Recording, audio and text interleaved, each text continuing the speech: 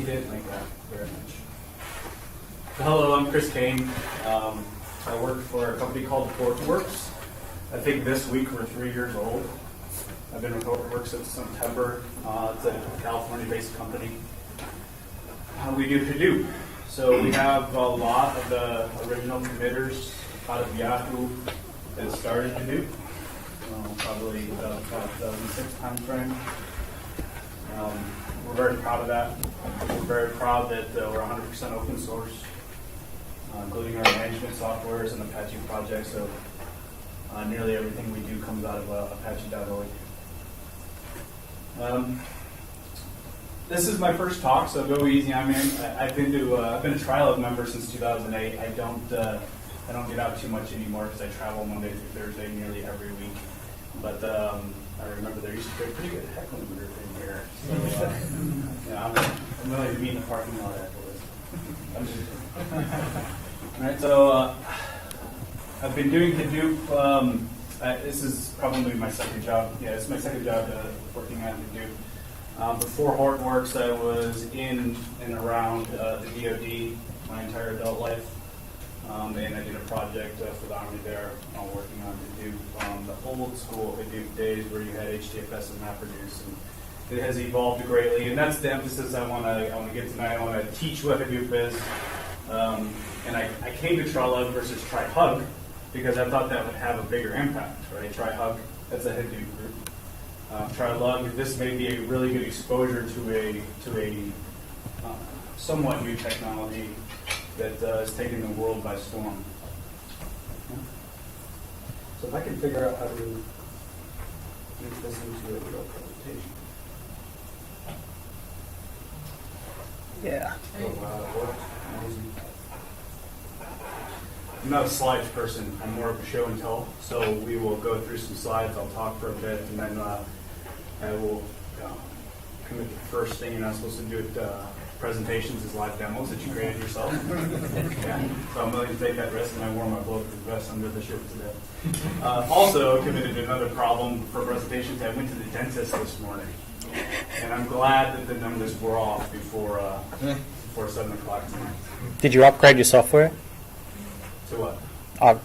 This morning as well, because if you're going to throw something else in the mix. Yum-Y and upgrade and walk away. Right? Mm-hmm. Close the laptop and we can drive the TriLUG. So I'll reference some acronyms here. HDP. This is our platform.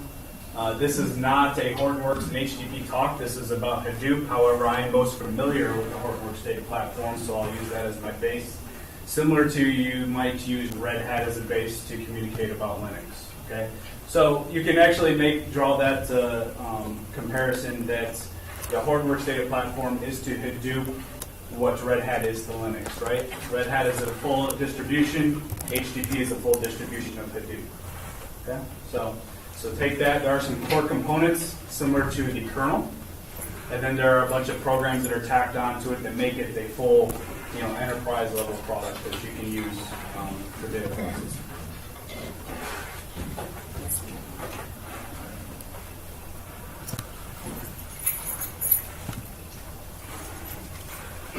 Okay, so Hadoop is a top-level Apache project. All right. It provides two things, data storage and processing, fundamentally two things. And then HDP, as a distribution, adds a bunch of additional Apache project programs on top to facilitate the use of that storage and processing. Okay? And for all the clients I've been to, the primary case I'd say has been SQL. Because for a number of reasons, it's an easy entry point in for the company, right? They are probably doing processing in really expensive relational databases like Teradata or Netezza, things like that, and they're looking for other ways to accomplish the same goals, but probably for a little less cost. Right? So why would you use Hadoop over these other tools? Well, we scale horizontally. You simply buy more servers to make it faster and the ability to do more work. All right, you're not buying a vertical software product to to make the same thing happen and have the cost associated with that. So this chart here, this draws some, let's compare a relational database with Hadoop. So a really important factor, that first one, schema on read. You take some data, you put it into Hadoop. Hadoop really doesn't care what it is, right? And so you go to read it, all right? And it gives you some flexibility there, all right? It also facilitates an ingest process that's pretty easy to accomplish, right? You're not going to get an insert error in a relational database like you would Hadoop. You're not going to get that error in Hadoop like you would the relational database on that insert, right? Relational databases are highly structured. Databases inside Hadoop can be highly structured, or they can be a loose schema, or a completely random set of text. All right? I'll give a demo tonight where I'll ingest the entire history of TriLUG's email archive into Hive, and then we'll scan on it, and we'll look for some keywords. Who remembers Matt Fry? I haven't seen him here. All right, so Matt Fry wrote an email in 2007 that closes my ingest process. So there is a bug in it, but I wrote this just custom, just for this presentation. And I thought that was fun. All right. Relation databases are good for highly transactional data. Hadoop tools are getting there, but the file system is not very friendly when it comes to making changes. We have to play some tricks. It's append, so you can add, you can delete, you can append, you can't update to the Hadoop file system. So what you end up doing usually is creating new files with your updates and then rewriting them back to the original namespace. We'll get into that a little bit.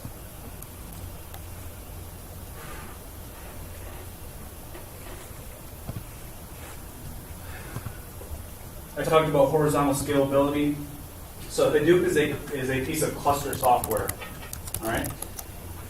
It has certain processes that run it to facilitate the distribution of data and processing. There's going to be a slide here that describes those. But just understand that you may have 10 racks of Hadoop. Let's say you've reached 90% of your processing capacity all day long. And what do? Well, you can buy 10 more racks of servers and add them to the Hadoop cluster, and you've instantly doubled your capacity. You're just buying hardware. All right, adding the same software in, and Hadoop manages it. With Hadoop 2 and Yarn, there are places like Yahoo that have 33,000 nodes in a cluster. We're talking 30 to 50 petabytes of data stored in HDFS, the Hadoop distributed file system. So this is designed for of the largest data sets out there. One thing that I have to, I don't want to say deal with, but work with is, well, I conduct this SQL query in Hadoop, and it takes 45 seconds to finish. I conduct the same SQL query in MySQL, and it takes 0.07 seconds to finish. Okay, I understand that, but can you take that same SQL query in MySQL and go to 33 petabytes? There's no way you're ever going to do that, right? So we have other tools that help us facilitate lower latency processing and queries on smaller sets of data. And then with tools like Hive, we can go to very, very large data sets on top of MapReduce and tests.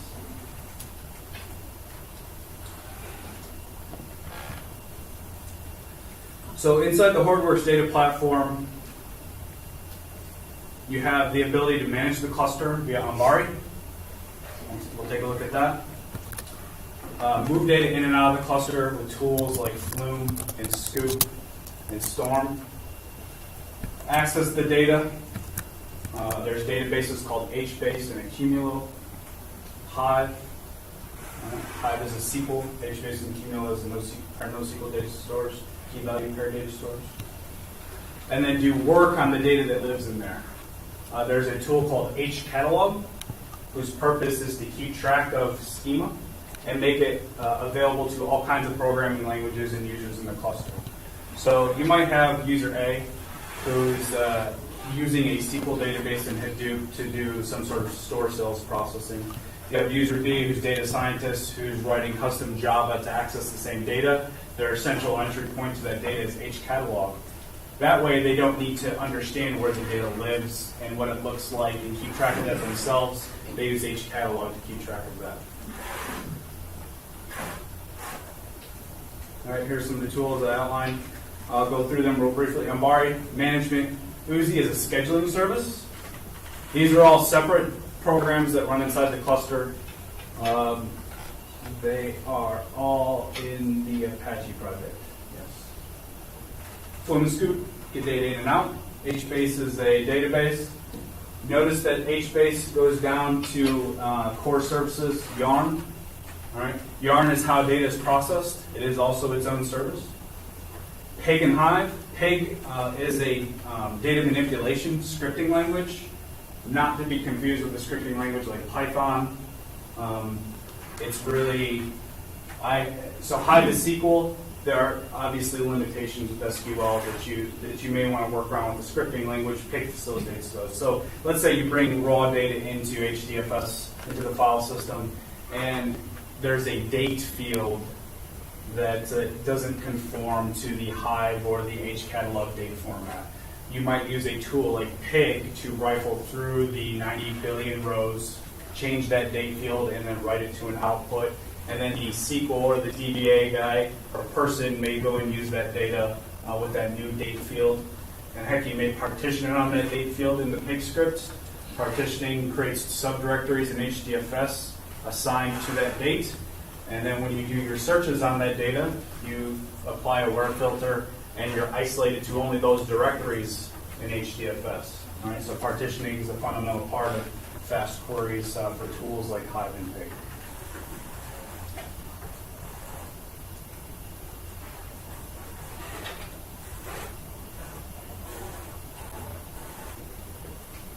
So as these slides went on, we expanded down to platform services. Knox, relatively new. It is our gateway security, if you will, or the Apache project's gateway security. So it provides an entry point into the cluster, very similar to HTTP web server, the web proxy. It adds a little extra Hadoop specific configuration to it so that you don't need to understand which servers host which services inside the Hadoop cluster. I see NFS up there, so there is a read-only NFS access into Hadoop. So you can just mount 33 petabytes like a drive. It's kind of cool. And then pull data out of it. Web HDFS, REST calls inside the HDFS. That's read and write. So now you have a very large storage location that you can do REST calls, and obviously across all programming languages. Right? Web HDFS is quite popular. Other access into the cluster include just the Hadoop commands themselves. There's a whole suite of those to insert and retrieve data. And then there are thrift APIs that you could write. It's where most Python scripting in the Hadoop comes in, is via thrift.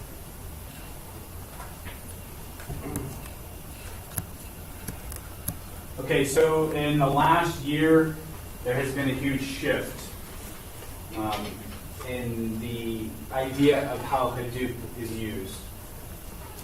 In previous time, Hadoop prior to version 2, there was just two fundamental portions. You had the file system, and you had processing via MapReduce.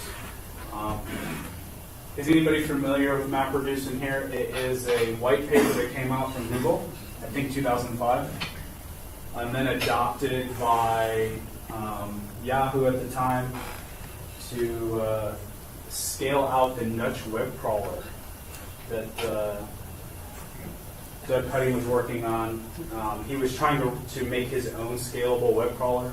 Wasn't working out, so I read the MapReduce white paper, and that's really how Hadoop started. So Nutch is yet another Apache project you might be familiar with. Pretty neat. I tried to crawl the TriLUG mailing list archive in Nutch. I was having a little trouble with it, so we just downloaded all the tar files. It's kind of cheap. So go into Hadoop 2. And the Horror Data Platform 2 came out in September or October of last year, and we had the debut of Yarn and other data processing capabilities, primarily TES. So MapReduce evolved into TES. TES still has the MapReduce paradigm underneath it, but it greatly reduces the number of reads and writes to the file system you need to do to facilitate the same amount of work.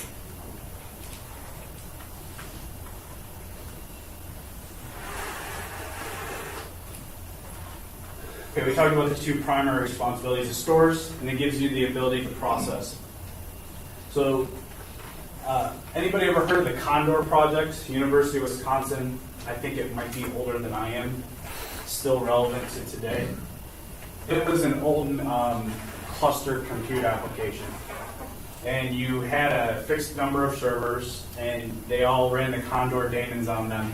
And you could send a Condor command and a set of data, and it would distribute it across the servers, execute the processing on the data, and give you the result back. Or I think the ability to read the results back in some form.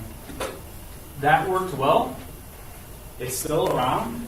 But the real problem there is you're sending data to be processed.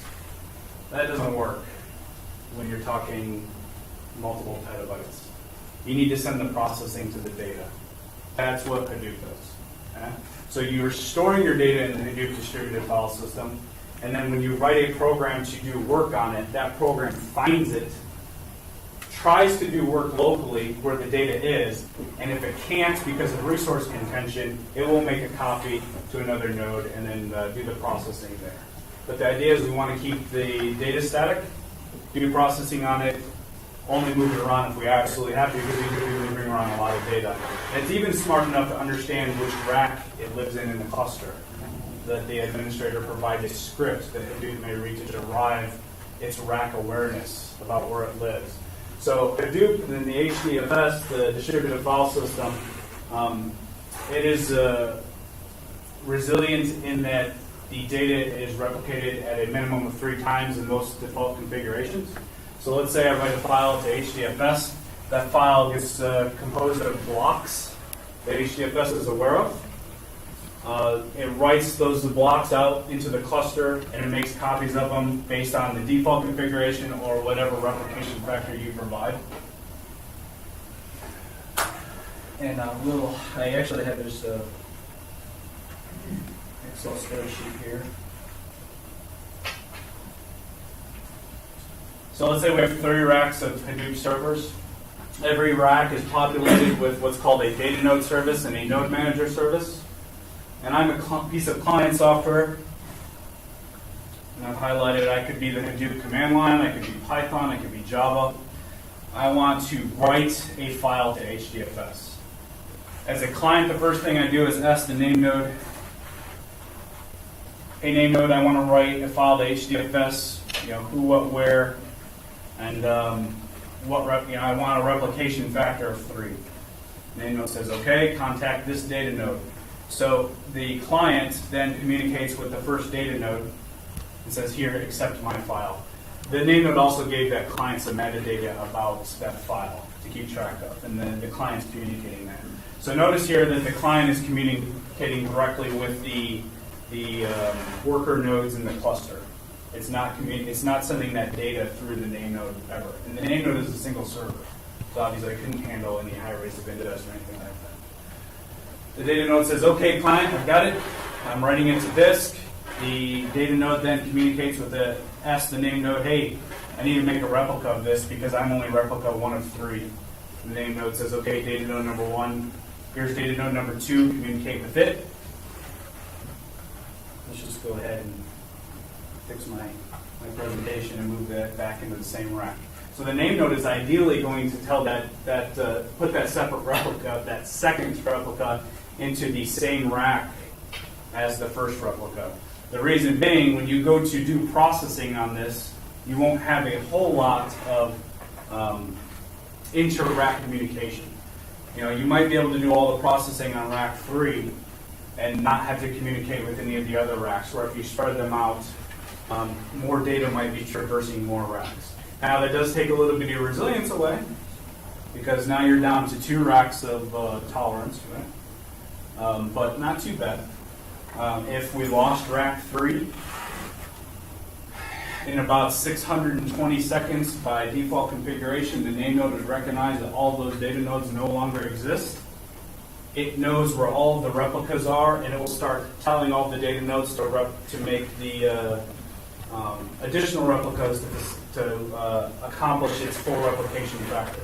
All right. One cluster I worked on, we had power outage on a phase bus line, so it wasn't like each rack had its own separate power cable, and 4 random racks went down out of like 15.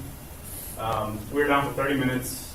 It came back up, and HDFS was perfectly fine. I've never seen any data loss due to things happening like that. And assuming that all the blocks required weren't living on those 4 racks, which is perfectly possible, HDFS would continue to run. And that's a configuration that you specify. You say, hey, HDFS, you're allowed to miss a certain percentage of your blocks and continue to operate, continue to serve requests. HDFS has the notion of a safe mode. It can drop into safe mode and continue to allow reads and just won't accept writes. And when HDFS starts up, it enters safe mode until it meets its minimum replication factor, counts down from 30 for good measure, and takes itself out of safe mode and starts serving writes again. So that second data node is going to say, hey, name node, I'm only replica number 2 of 3. I need to find the third one. The name node says, okay, here's a third one in rack 1. That data node communicates with rack 1 until that write is complete. Once that third replica is finished, that data node sends an acknowledgement that it's done back through the chain to data node 2, data node 2 to data node 1, data node 1 to the client, and then the client tells the name node we're finished. So you might be asking, well, what happens if the client just goes offline during that? You know, I set a replication factor of 3,000. I want 3,000 copies of my text file. And yeah, the blocks will stay there for a little bit, and then the data nodes will start cleaning those up because those aren't valid data blocks anymore. Okay. So there is an anatomy of a write and how HDFS works. So remember that storage is a virtual file system. It lives on top of a real file system. So you might have a Red Hat 6 box that's serving up ext4 or XFS. You will be able to go into the configure data node directories and actually look at files. They won't mean anything to you. There'll be a block and a metadata file. And then on top of that, the data nodes are scanning those blocks, and those represent actual data in the virtual file system. Time is flying, isn't it? Stop talking.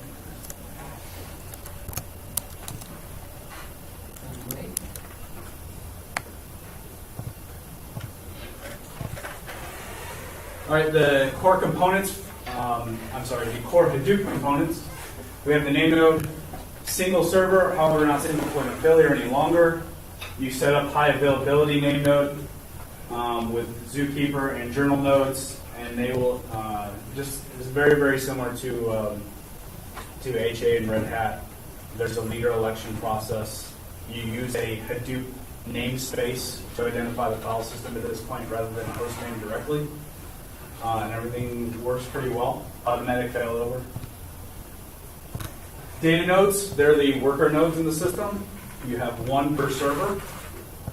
You don't usually run a data node on the name node. Name node sits by itself with very large amounts of RAM. As much RAM as possible. Your RAM actually on the name node dictates the size of your file system you can have in Hadoop, because the name node must keep track of all the information in memory about block locations in the cluster. It does write things to disk. You're not obviously lost if the server just turns off, but that must run in memory. All right, so this is an old metric, but for every block that you write, so you're looking at about 150 bytes of RAM. I think that might that fluctuates nowadays, but that's what I recall.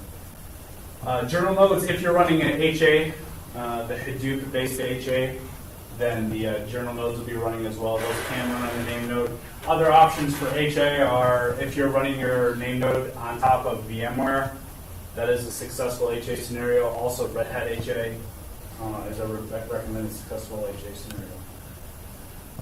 Yarn, yet another resource negotiator. So we had MapReduce as our processing engine in the previous Hadoop. Now Yarn makes Hadoop an operating system. And when I began to talk, I said there's been a huge shift, and this has evolved greatly. So we really look at Hadoop as an operating system now. Yarn is a cluster resource manager, and you can write applications that just run as if they were running on an operating system. So someone could write a Yarn application for Tomcat, and it could run in the cluster. So it kind of works like Linux containers in Docker. Actually, they're called containers in Yarn. They're actually units of tangible memory that the process is running. And it's up to the developer to scale up or scale down containers. It's really you can do whatever you want with it. What exists now is replicating what was had in MapReduce. We still need to be able to do Hive queries for SQL. And we still need to be able to run Pig, the scripting language. So those things exist on top of Yarn right now. And I think we're going, once people become familiar with Yarn, it's pretty new. There's a large learning curve. I can't say there's a large learning curve, but even though MapReduce isn't very old, there's a lot of people that just know that piece, and that's become the core, right? So we got to start moving along in it. And MapReduce actually itself runs on Yarn, right? So it's not its own standalone program anymore as well. So what Yarn gives you as a benefit is you're managing the cluster resources from one point now. Whereas before, your application may allocate its own memory in the JVM. Most things are run in Java in the Hadoop space. Okay? And that might be bad, because developer one's asking for 20 terabytes or 20 gigabytes of RAM. Developer two is asking for 50 gigabytes of RAM, and there's only like 30 gigabytes on the box, right? There's a problem there. You do that from Yarn. Yarn can say, hey, your container can only be so large or so small. And I'm only going to allow you to allocate so much memory, all right? And it will move those containers out into this cluster where they can be best used based on data locality. Remember, we don't want to move data around, we want to move the process into the data, all right? And servers may be maxed out, so Yarn is aware of that. It's not going to put a container on a server that doesn't have any more resources left. So we need to move all these applications to Yarn. HBase will be very soon, NoSQL data store. Storm just recently, Storm's a processing engine. I know I'm throwing a lot of words out there, not a lot. It's crazy. You go to some clients and like, Uzi, who made that up? So Storm is just got certified on Yarn. Spark, I believe, as well. So we have all of these objects that are operating in Yarn and not operating in their own configured memory space in the CPU. So right now, Yarn only really works around memory. You have to be cognizant of how many disks you have and how many cores you have in the box. If the box has a half terabyte of RAM, but only has 2 disks, there's going to be some starvation there, right? So in the future, the scheduler in Yarn will be core aware of how many processor cores there are as well. But right now, that's kind of a manual calculation on the cluster administrator. So the primary components of Yarn Resource Manager, that's a single service. All it does, it's similar to the name node in that it schedules and it identifies cluster resource allocation. All right, the capacity scheduler runs inside of Yarn.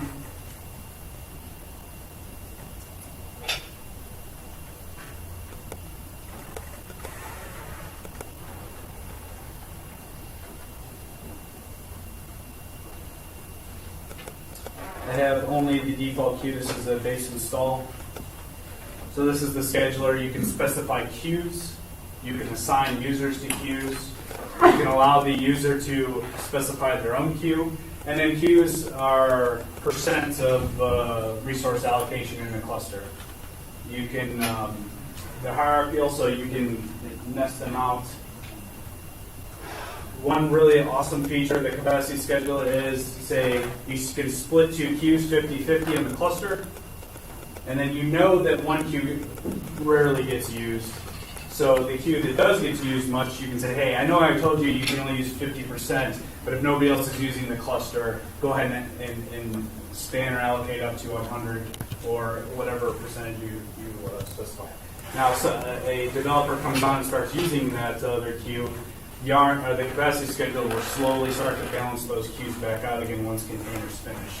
It won't forcibly kill containers, but it will wait till they finish and allocate resources back the way they should be.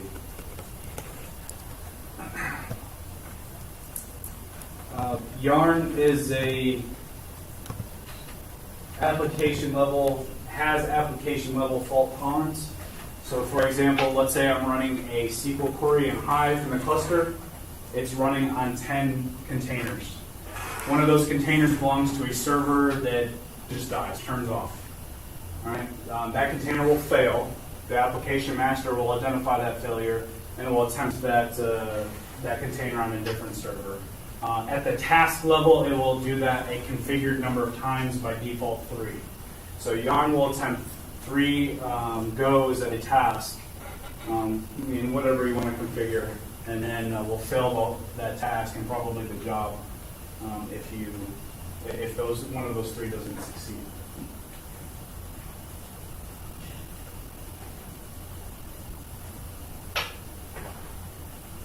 The node manager, very similar to the data node. It runs on every server in the cluster that is a worker. It communicates with the data nodes for data access. It talks to the application master and communicates the success or failure of containers that it's responsible for. So its job is processing at the absolute end of the worker level, all right? And then pass back status. Application masters, that's just a logical name. It's not an actual like Red Hat service or a started service that runs. They're dynamically created on demand. So if you write a Yarn application, you will have to write an application master along with it, which really just means you instantiate a class that already exists and has some parameters. And then it knows about the specifics of your application, whereas the node manager is just a general service.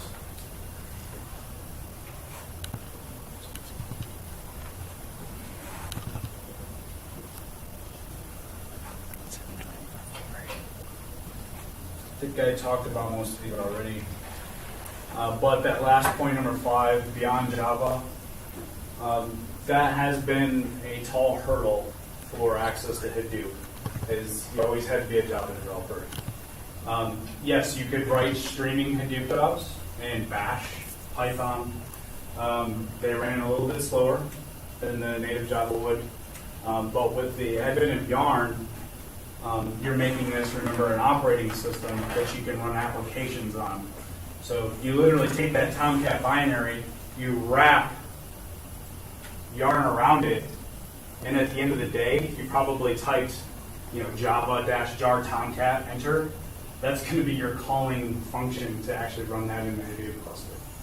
All right, so it gives you a little more access. You can make a container to run Python programs.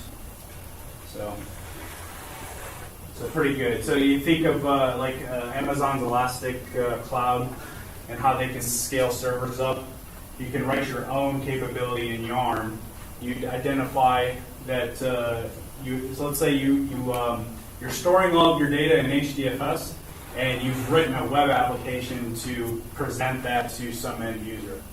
Well, you can't just have probably one application, one web server if you have 10 petabytes of data behind it, right? That's not going to work out too well. So normally, I'd say in the last decade, you'd probably elastically expand that in some virtualization cluster, right? You can do the same thing in Yarn. I can spin up now containers, and what's the real big benefit of that versus the virtualization side is that I have data locality. My web server could be running on the same server that data is hosted. So when I make a call to it doesn't have to go across the network to find the data and retrieve it and send it back to the user.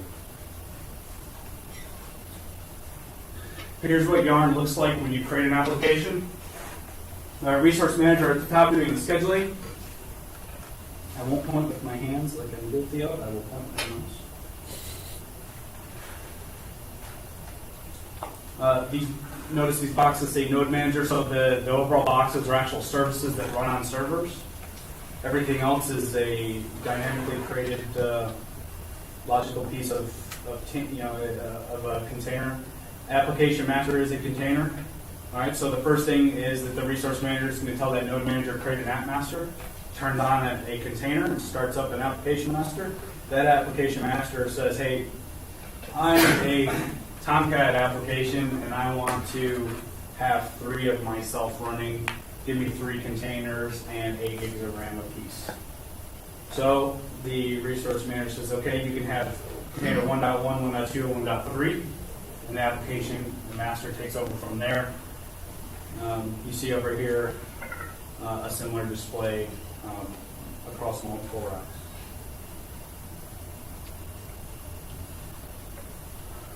We are almost on the slides. MapReduce and TES. So, Hortonworks, I'd say we champion TES. We're 100% behind it for engines.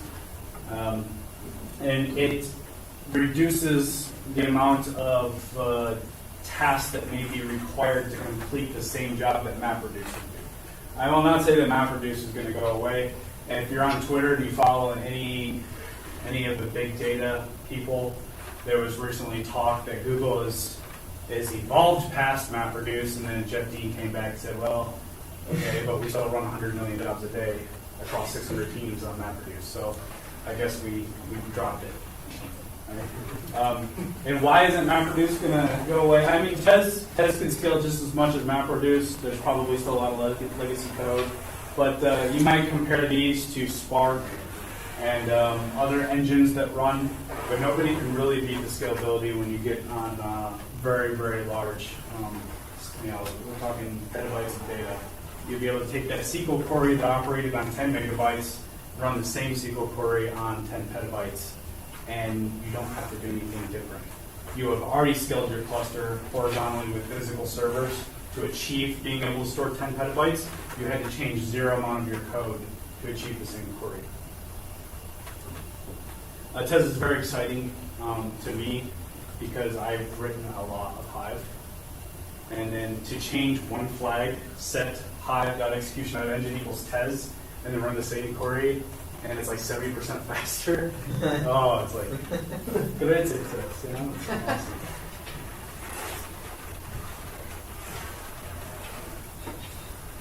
A little bit of how MapReduce works. Several phases. Map, shuffle, sort, reduce.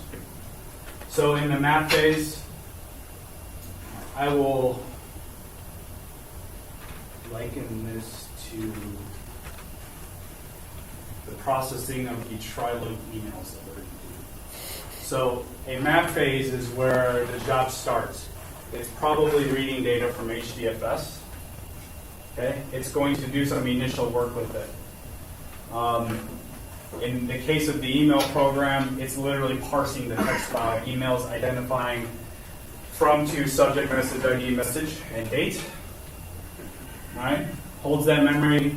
You can so any sort of shape shifting you wanted to do with the data is done there. At the reduce phase, you're probably writing to HDFS, although you can do that in the map phase as well. But you might be doing sorting. All right. Sorting is a very hard thing to do in a distributed cluster. And the reducers accomplish that. So then you have 2 types really of sort. You'll have a reduce level sort and a total order sort. Total order sort means that whatever my input data set was, I want that to be sorted completely at the other end, and that usually requires a single reducer. So that becomes a significant bottleneck. The other option is you can do per reducer sort. So you still may have 100 reducers running to accomplish the job, but they're going to sort their data within themselves, and you'll have a per reducer sort output on the other end. It also dictates the number of files that you're getting HDFS when it's finished as well.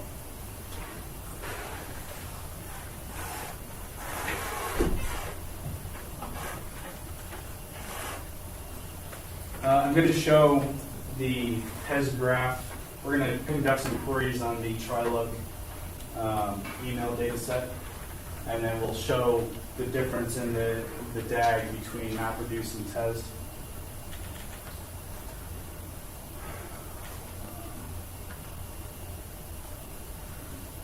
How many SQL people in here is like most of your job? Is there anybody? It's been most of my job in dealing with it. Not really nobody. There's going to be no association with my demo. So let's head to Bada Wing. No, I'm just kidding. Okay. You should re-ask it with like 15% white and yeah. I gave it a very black and white requirement, didn't I?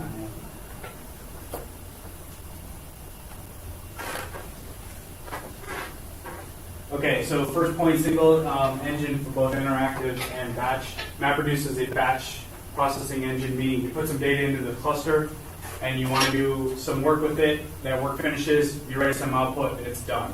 And you don't necessarily say, hey, go into TriLUG, find all the emails that Bill wrote in July 2007 and get an interactive answer back within a little bit. It needs to do a bit of processing there. TES reduces the amount of intermediate processing and the amount of intermediate writes to HDFS that you might need to facilitate that query as well. Here's where they fit in the overall picture. So you write some SQL, you execute in Hive, you have two engines to pick from, both those engines run on Yarn, and then the data resides in HDFS.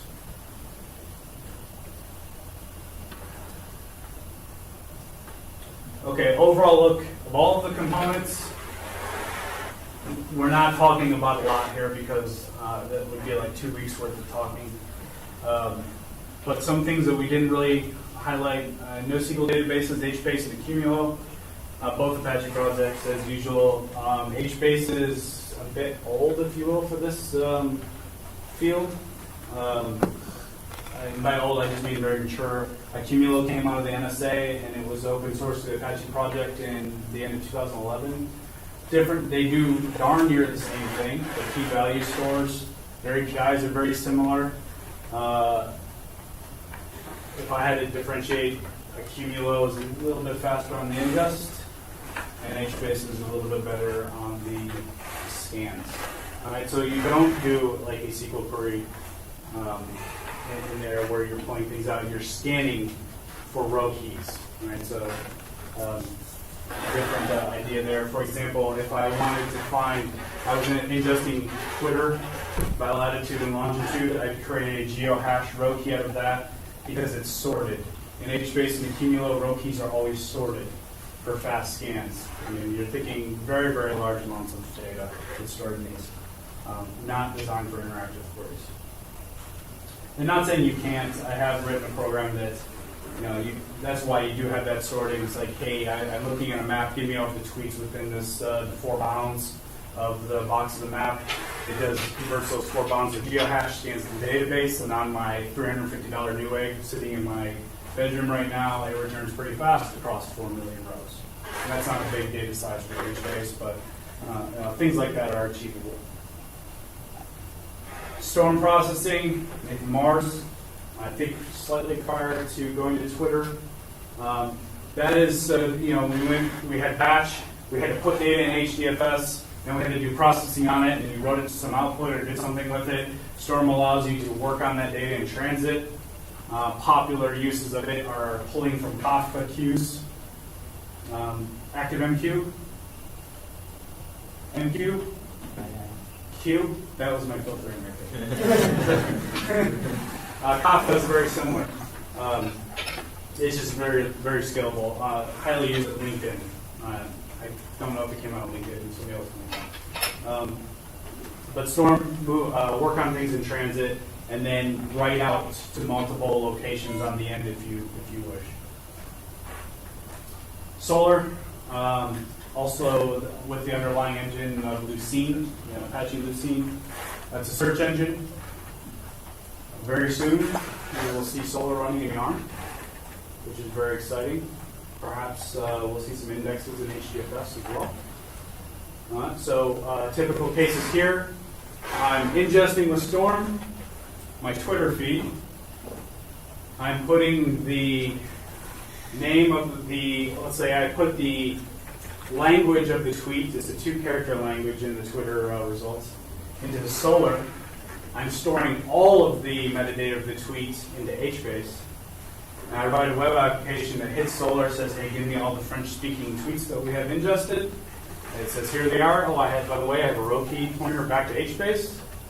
Go to do a scan in HBase, return all the messages of the tweets back to your web application. Right? So that's a use case there. Solar is, I say, evolving beyond that. It's very much, it's becoming almost a sensor input.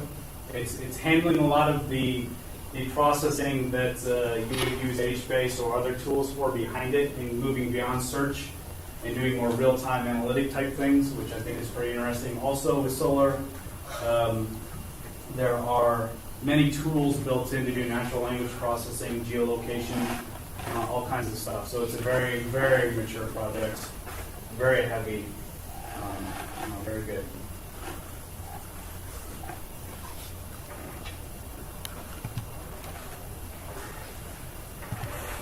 I'm looking at the board like I don't have a lot of time. So we have all these bullets pointing to Yarn, meaning run on Yarn. Central point of configuration for all of them, so they can all play well together without resource contention, because Yarn is managing that, and they're all accessing data at HDFS. And the resource manager is making best efforts to put those containers in that processing on data nodes for data locality, so it doesn't have to move data across racks and servers. And here's just an overview of the Hortonworks data platform versioning of all the tools, kind of where we've been and where we are now. It does say April 2014, but that is current. Peg just released version 1.3, I think last week, so we should see that pretty soon as well. Normally Pig and Hive move together because they are used together often. Mahout included in our distribution as well, not managed by our management software, but you can yum install it if you're on the Red Hat box. Let's take a look at Ambari. It's on the bottom right there. You have many ways to install a Hadoop cluster. You can use a distribution like from Hortonworks. You can go straight to the Apache Foundation and download the tars yourself, extract them, write all the configs. But it's very easy to get going with management software like Ambari. You have to do some manual things in the cluster. All nodes must be aware of each other by DNS. All nodes must be in time. Usually things you have done already.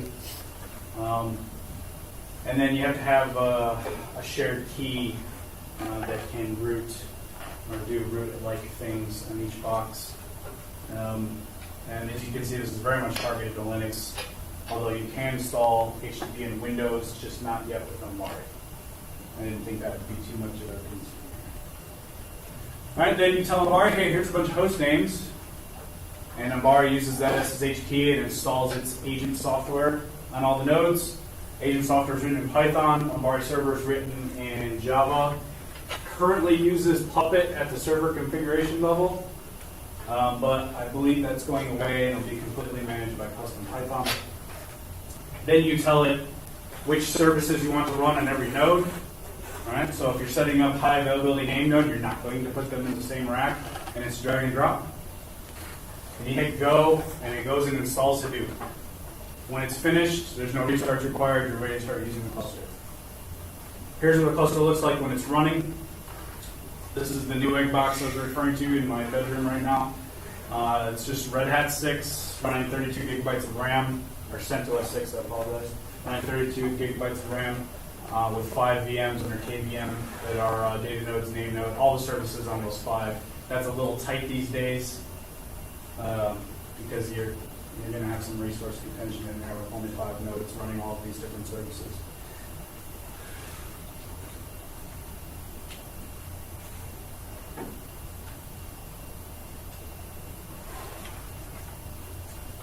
I'm starting a service right now, Ganglia.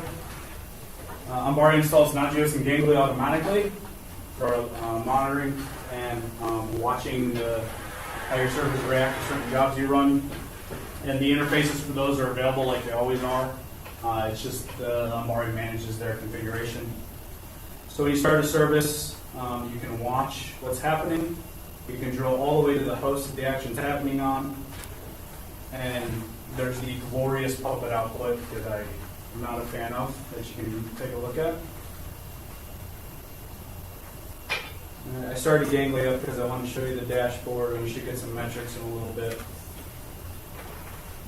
So here's our file system. We have some status in here. Disk usage, DFS used, 40 gigs out of 103. Disk usage, non-DFS. So you could potentially have usually you assign a disk to Hadoop. And that disk is a partition in the operating system. So, Can you make the font bigger? well, you asked cartoons. First try. Good to go? Okay. No means yes. Silence means yes. Disk usage remaining. Like I said, you can usually assign a disk to Hadoop, and you'll have one OS disk, no RAID. The remaining disks assigned to Hadoop. If you lose the server, it doesn't matter. You take it out, you fix it, or you replace it, you put it back in, and tell Amari about it, install the software again, and you go. You don't care if those disks die. You can tell Hadoop, hey, if 5 out of the 10 disks in the server die, take the server out of commission. If all of the, you set thresholds like that. It's very configurable. You may not want an entire server to die. Say you have 12 disks and you have 4 terabytes per disk. Well, if one disk fails, you might tell Hadoop, hey, kill the server. Well, now it's going to replicate all of the other data as well. So you may not want that. But if you're having continuous disk problems on that server, maybe an identification, there's a bigger problem with that server, and you just take it out. There's a decommissioning process. So you can go into Hadoop and pick a node for decommissioning. And so I can pick this, the data node service, and decommission. And all that does is, hey, safely replicate the data that was on this server and then turn it off, rather than just pulling the plug. All right? You could just pull the plug, to be honest. The same thing is going to happen. Although if you decommission, the notification starts now, whereas if you pull the plug, it's going to wait 10 minutes by default before that kicks off. Don't start pulling plugs on servers in more than 2 racks, because you have 3 copies in 2 racks. You might find that you're missing blocks. Go ahead and plug those servers back in. Let the replication happen, and use the decommissioning process. If anybody used old Hadoop, the decommissioning was kind of finicky. It would seem to never finish, in my opinion. I've used it very successfully nowadays.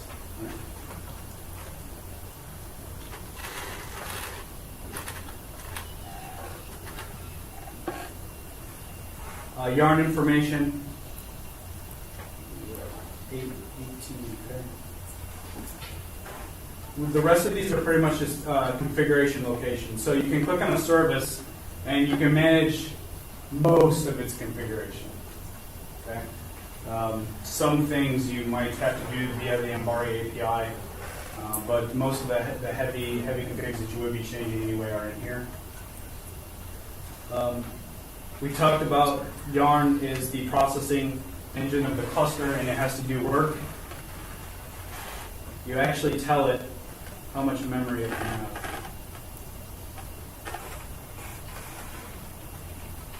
So I can kind of go on this one.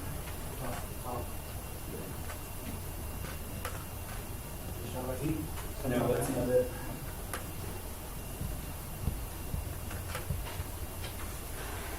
We'll stick with Node Manager. So the amount of container memory allowed. Right? These do require restarts.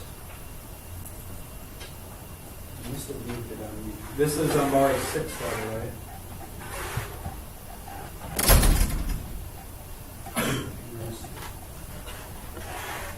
Heap sizes for Hadoop and the resource manager are really for the services themselves. That does start to matter with Hive, and Hive infers its heap size from the Hadoop heap because Hive can do client-side joining in SQL, and it generates those hash tables on the client. So the physical server you're typing in commands on rather than the Hadoop cluster. So for very small tables, that's very effective rather than doing a map from each other.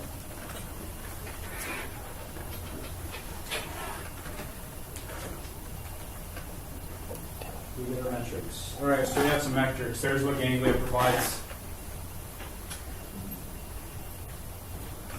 All right. If we want to go to the Ganglia interface, we can.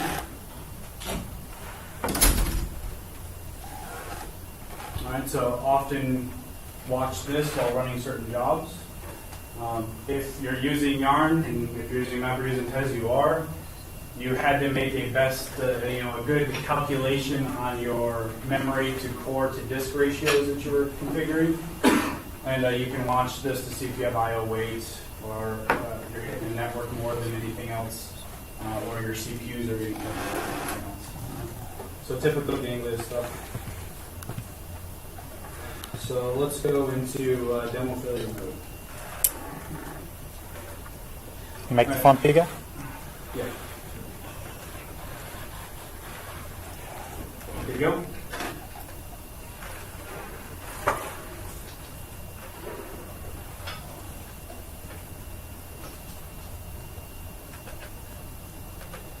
These VMs are CentOS 6.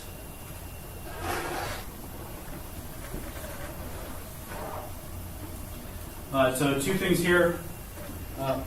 In the release in April, Hive 1.3 is the beginning of insert, update, and delete in Hive. And anybody work at Hive in here? People have been waiting for that for a half decade. You cannot do a delete statement in Hive. You cannot do an update statement. So you have to do very creative things to make that happen, like create new tables, then merge the tables on top of each other, rename the tables. All right, so it's been difficult. We're all very, very excited about updates and deletes. All right, this is the beginning of it, transactional Hive. So rather than Hive having to write in batches and then move data to tables, it's working with partitions and then making those that data available almost instantly. All right, so what I have here, this actually is probably the first time anybody has seen this outside of people trying it at work. So it's kind of neat. We're using Flume. It's a tool to ingest data. I don't think I want to go into it. Okay, it's right here. And so I've got Ganglia's HTTPD. It's Red Hat's HTTPD or the Apache HTTPD, writing out an additional log file that Kane is watching.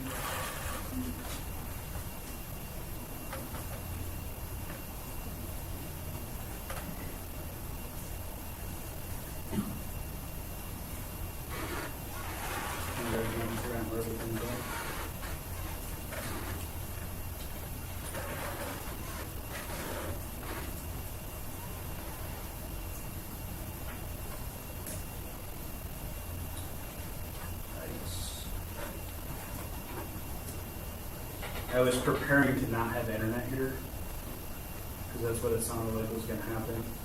So I had prepared all of this in a sandbox.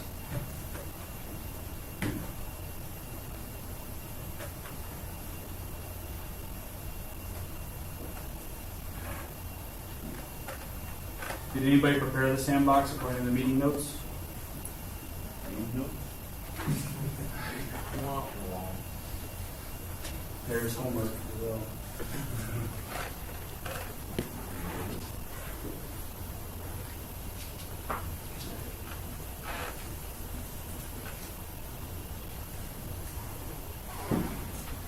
We made it.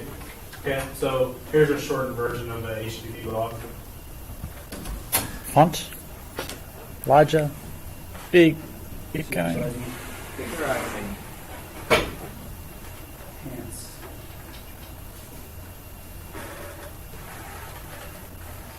And we can go to it.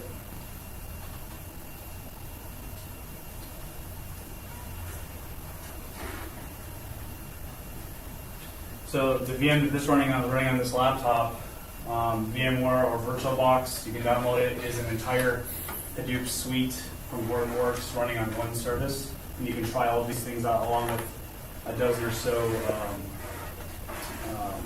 tutorials, similar to what we're showing here. Is it just a regular disk image? Yes. So you can run in KVM as well? I think you'll have to convert it.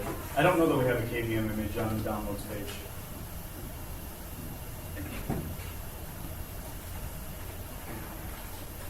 So I'm going to Ganglia to generate some work here.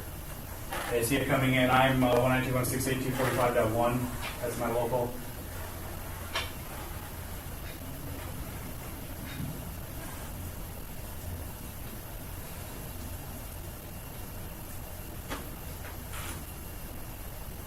Looks like it survived me closing the laptop and dragging it. All right, so we're going to enter a database, Hive, SQL database, data stored in HDFS. Flume is reading the logs coming in, and as they're being written, it's literally tailing the end of the log file, and it's ingesting that into the Hadoop cluster and writing it structured to a SQL database. So this is a command line interface to Hive, has JDBC and ODBC connectivity, things like AQT, Advanced Query Tool, Windows version of Microsoft Excel, and on Mac sometimes you can actually connect to the Hive database and do queries in it and show it in graphs and things like that inside of Excel. So select star from table is like the worst SQL query ever, right? Especially when there's like 4 petabytes of data in that database. Good times. Can you add a limit clause? Oh yeah. Most of it, it's not completely ANSI-SQL compliant, but it's getting pretty close. So yes, you have where filtering. The biggest performance gain to doing a Hive query is in filtering, because if you partition your data, it actually separates it out into different directories in HDFS. The directory name would be what your where filter would be on. So it's a metadata lookup. Oh, I know I need to start my data scan at that directory, vice the entire data set. Yeah, so that's actually really important.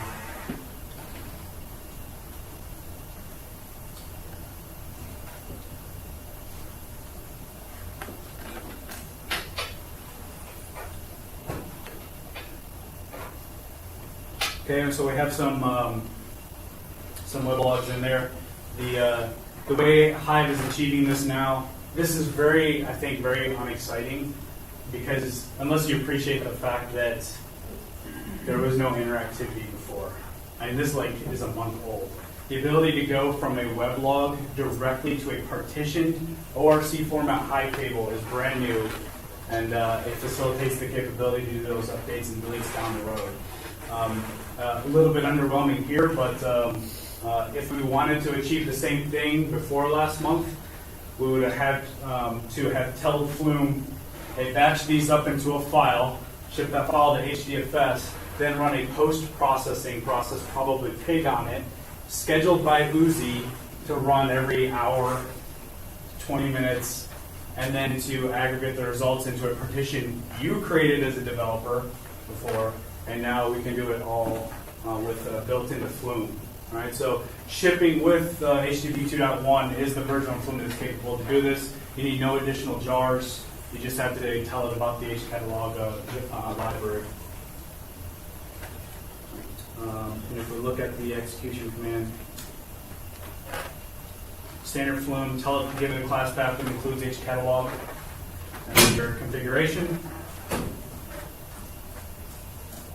Oops.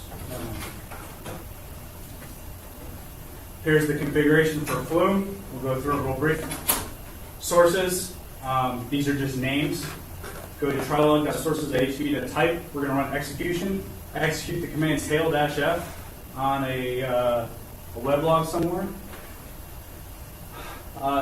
Interceptor, very specific to this scenario where we're doing high transactions because we need to get a timestamp, and there is a built-in timestamp interceptor. Other uses for interceptors are to be able to massage the data in transit. So let's say you're fluming that weblog, and it had an IP address, and you wanted to translate it. This is a really bad, just an example. You want to translate that to a host name. You can do that in flight and then write it to HDFS afterwards, right? So it intercepts the data, changes it somehow. Maybe you want to put a timestamp on the front of the row, then write it to its destination sync. What type of channel to handle for this? We're doing an in-memory channel, right? So it's queuing all this up in RAM and shipping it. Other channels are disk, much slower, obviously. In the 1.5 release of Flume has always been a little worrisome with a memory channel. If you had to have 100% data consistency, if a Flume died, the memory channel was lost. But in 1.5, it actually writes a transaction log to disk. Somehow that's faster than the disk channel itself. Give some limits on the sizes you want to handle. Skip down to the sync. So a sync is a destination point. We're telling it to go to the Hive database. Use Thrift protocol. There's my metastore. These are things you know about your cluster as an administrator. Partition type, year, month, day, hour. And then at the bottom, serializer field names. Those are the database column names. And they equate to the columns that are in the weblog file. One line above, what's our survey or delimiter? It's tab, so it's a tab delimited weblog. Identify the columns based on that delimiter, ship them to the database. So if you're running an ISP that has 10,000 web servers, all of them could use Flume to write to one Hadoop cluster and put all the logs, aggregate them. You might be paying for a very expensive log service to do that. Look. Yeah, there you go. I didn't say it. And you might already have a Hadoop cluster doing other things, but your capacity is only 30%. Well, let's throw our web logs there. And now that it's in H catalog, our data science team can explore them with the tools that they're familiar with. And they couldn't do that before because it was in some other little system somewhere else that was only accessible by that team managing the web logs. So data lake, data operating system brings all the data together, even if it's a small amount of data that would run faster in a more relational database. You're making that data accessible to a larger group of people. All right, so that's Flume.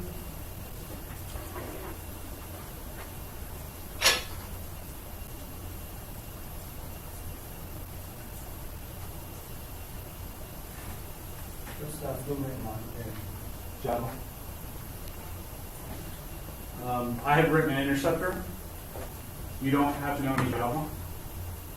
You have a boilerplate class, and then you just handle the data as you see fit inside of it with any transformation commands, string parsing, pretty much what it goes on to. So very extensible. And then you just add your interceptor to your class path when the Flume runs, and you represent your conf, and it executes.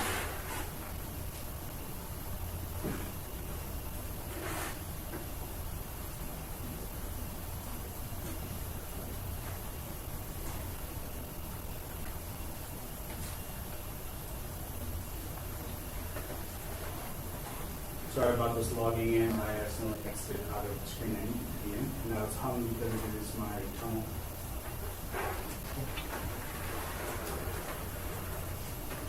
Font size? Yep. Okay, so what we're going to do here is I had downloaded the entire history of it like 3 weeks ago of the TriLUG email archive. There we go, all the gzip files. I have put those gzip files, so this command is a demonstration on how to access the Hadoop file system itself.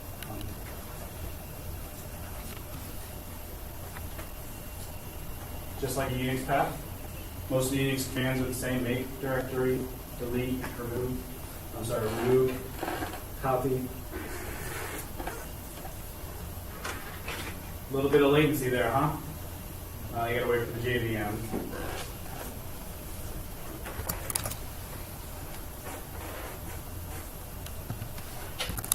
There's a massive directory in there. The historical archive of TriLUG emails wasn't big enough. So I replicated it 100 times. And then it ran for 6 minutes and it was too long.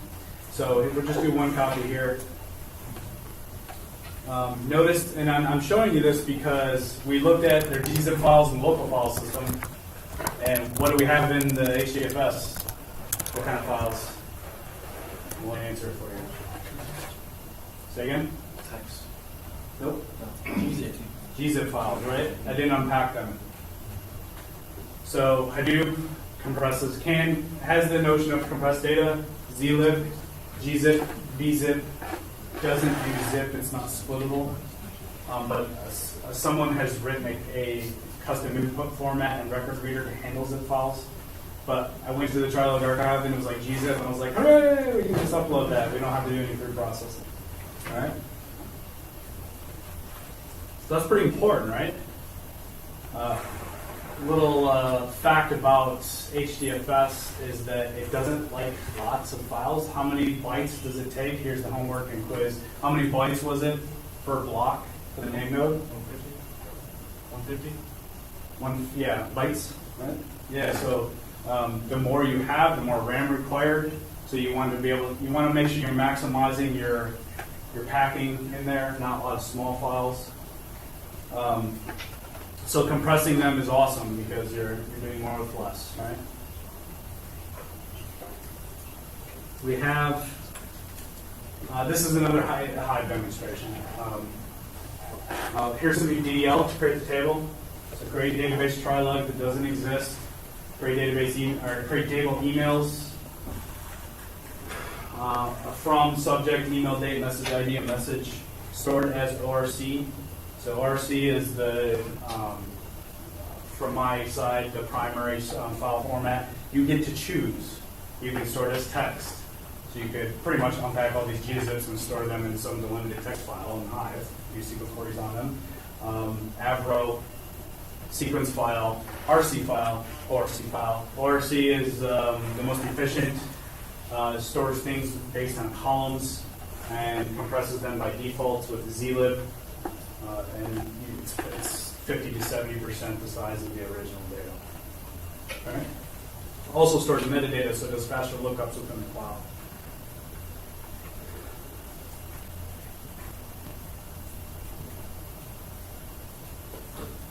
So Hive-F means run Hive and specify an input file. The input file has the SQL that you want to execute. All right, finished. We have bare DDL, so that table's empty. There are no cards up my sleeve.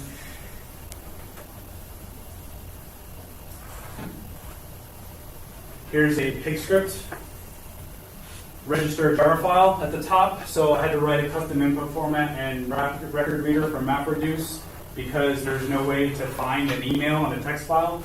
If you look at the TriLUG gzips, it's one file per gzip. It's a text file, and it's emails appended with about 2 lines of space in between. So my parsing isn't 100% on this, but it's pretty good. And MapReduce got that email in 2007 that throws the whole thing off. So register our custom jar file and make a variable. Input data equals load all the files in the directory. Whoa, we don't want to do this. That's just crazy.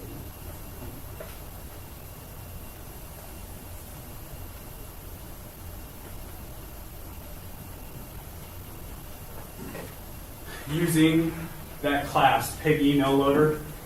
All right, that class lives inside that TriLUG jar at the top. As specify the fields inside the file. We aren't doing anything with the fields here. Normally, this is where you do your work. Your transformations would happen after that load statement. But all I'm using this for is a cheap way to get data into a database. All right. I want to take it out of gzip. I want to find the records in the email files. For one email is a record. and I'll load that as a row into Hive. And then store it into TriLUG.emails using the hcatalog storage class. No, it doesn't say the Hive storage class, it says hcatalog. And because hcatalog makes the data available to everyone in every program, right? It's not isolated to Hive. Although it was originally created for Hive, anyone who has access to the cluster and the hcatalog libraries can access this data and understand where it is. It provides the metadata knowledge. Whereas before you had to know the exact directories where all these tables were and their schema. And this is where I unplug the HDMI cable and make sure it runs before. Nah. Yes, there's a bunch of new cables up there evidently, including DisplayPort.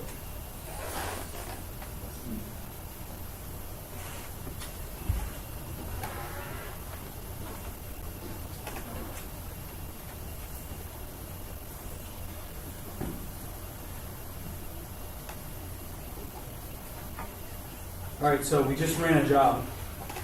Pig doesn't run in TES yet, it only runs in MapReduce. Very soon it will be in TES, but we want to see what it's doing, which is the product box. So we're going to go to Yarn, Quick Links, Resource Manager. All right, the Resource Manager provides a web interface to watch the actions inside the cluster. We have one container running. It's using 1 gigabyte of 15 gigabytes available. We see user Kane is running something in Pig called run.pig. It's running under the engine MapReduce. We can click into its application master.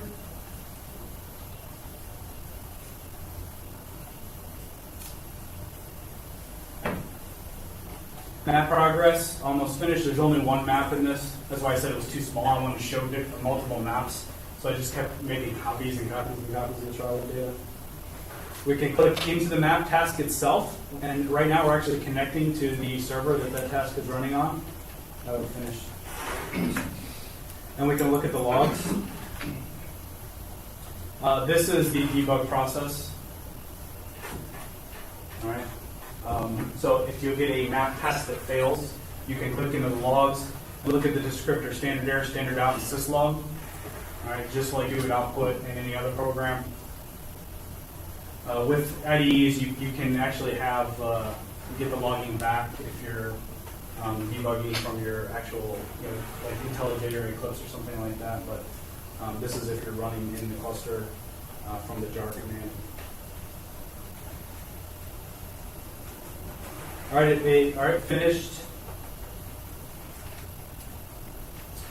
Total records written 37,130. That is more than our emails in archive because of that map for our emails in 2007, unfortunately. It finished in 1 minute, 12 seconds of actual execution time. So if we did this in MySQL to Python, probably be much faster. Can Python read a gzip file though? Not where it does.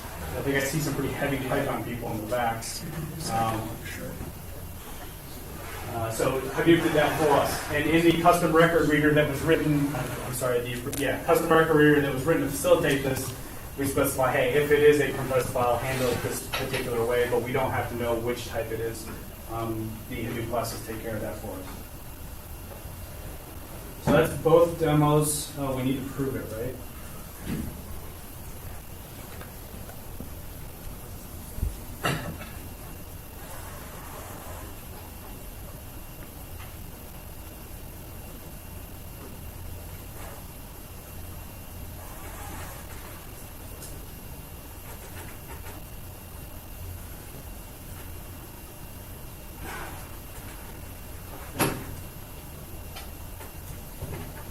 As a message ID I pulled out.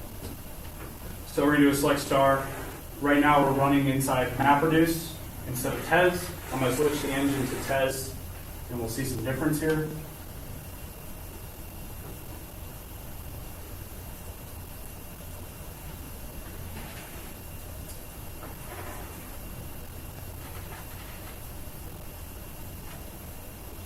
All right, got some bad nulls. That one email throws the whole thing off.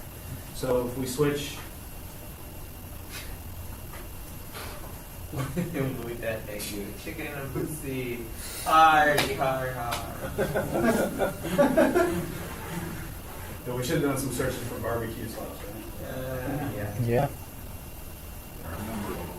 I think, so that took 24 and a half seconds on our MapReduce. I set the execution engine to TES, same query.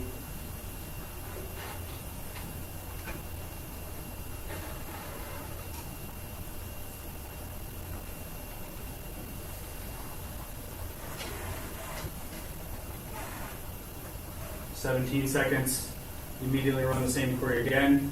TES containers continue to run for a configured amount of time, and it finished in 3.59 seconds. All right, so I've done my corporate work of promoting tests for the truth. All right. So the entire TriLUG email system has been ingested into Hive. It is ready for consumption by a computer science department to determine the best barbecue sauce to recommend to NC State students. All right. Before I conclude, the have a job, need a job section, I didn't say anything out, but we are aggressively hiring. If you want to talk to me about what I do, I travel a lot, but I'm more than willing to tell you all the different parts of how it works and be very open about it. So if you're interested, I have business cards up here, and I'll probably go to TriLUG tonight if anyone wants to talk. So I hope you enjoyed Hadoop. I hope I explained it well. And give our sandbox a try. It's free, runs on a laptop, just like it is here. And have a good night. So when you say aggressively hiring, right? What's that? When you say aggressively hiring, you're not going to attack us, right? Perhaps. If you take the last cup of the water cooler and don't replace it. Yeah. I didn't ask any questions. I apologize. I spoke that whole time and answered them.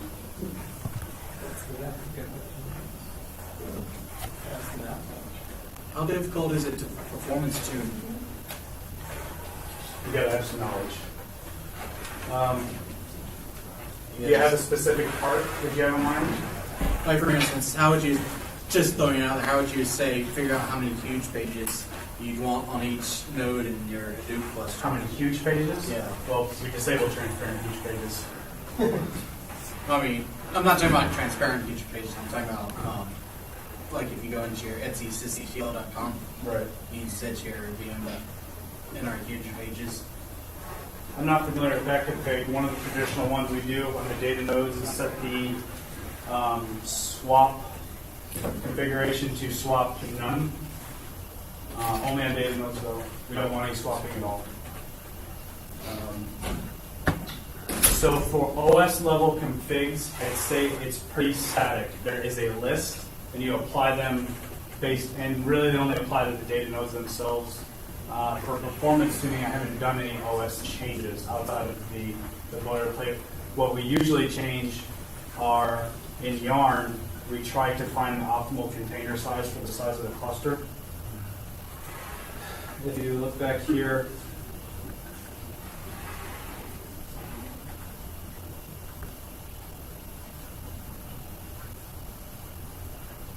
we ran one container at 1 gigabyte, and I didn't change any of the configs for Hive. That means the default map container size is 1 gigabyte. You can change things like that, along with the input split size of the data. All right, so there's a default input split size, meaning I read half of the file out of HDFS. I can grow or shrink that based on my container sizes.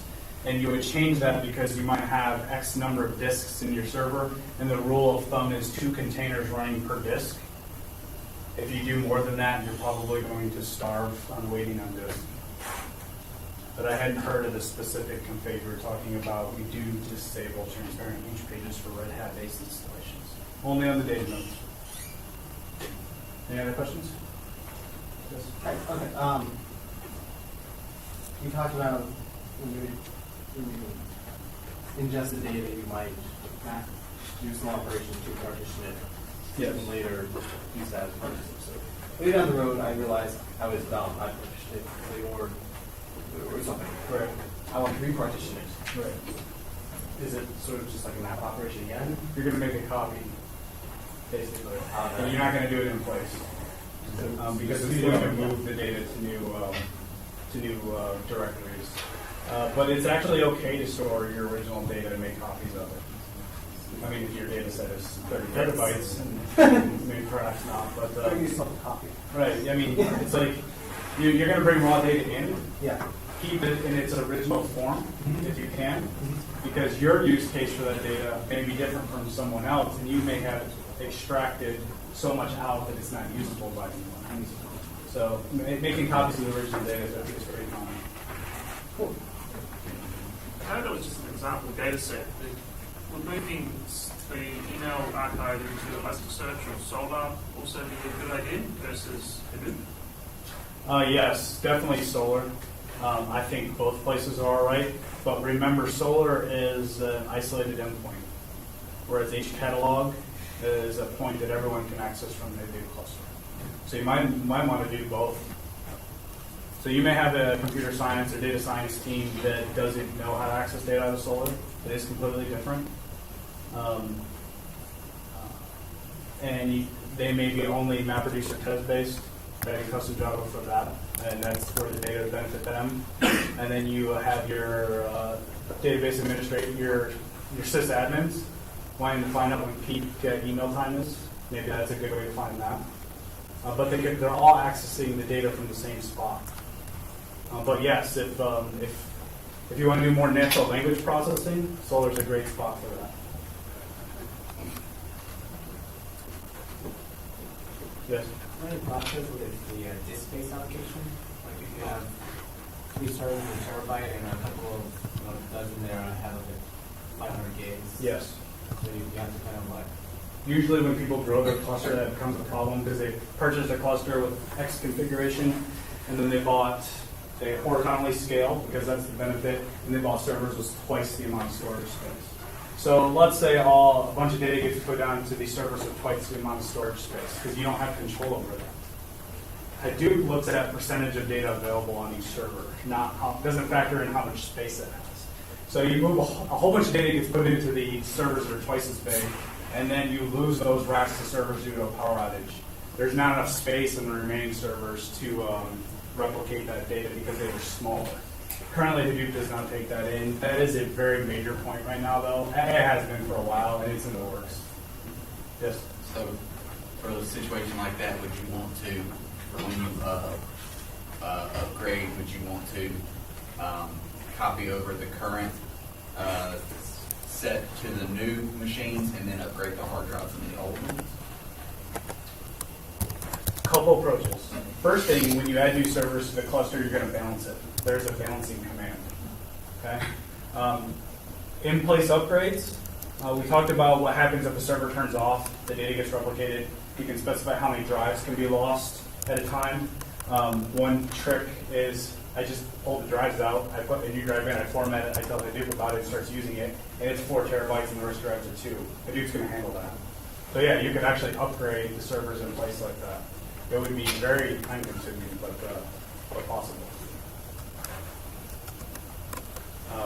Decommission the smaller ones altogether.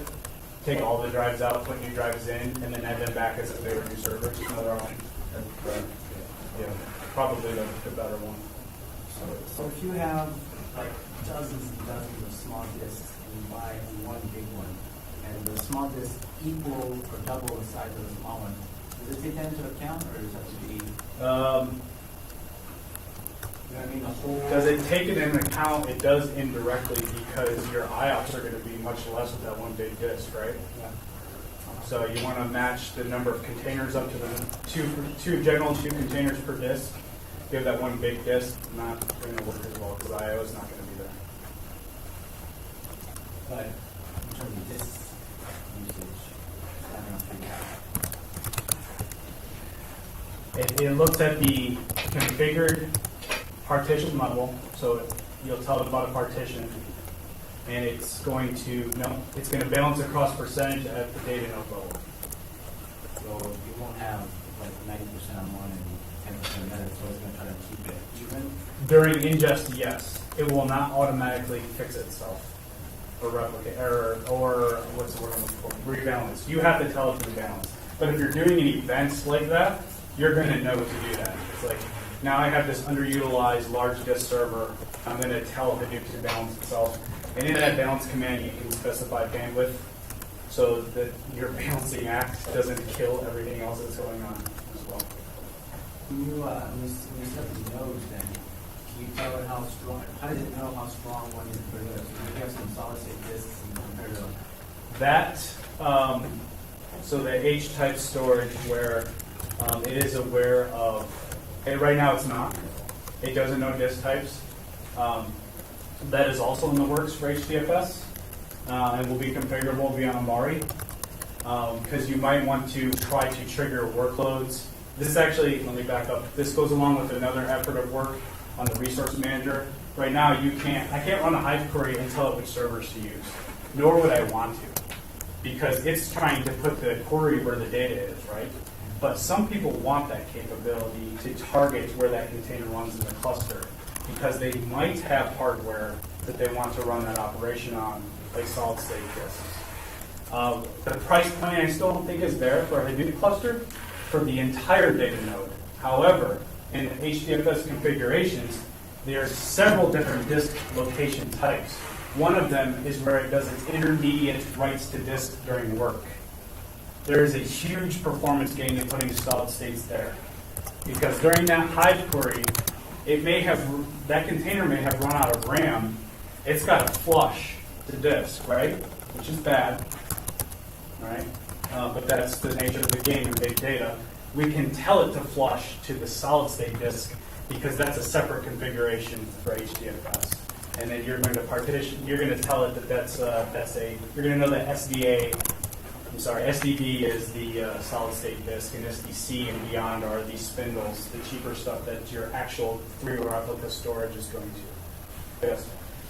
I think you were just getting into the answer, but I'll ask it again.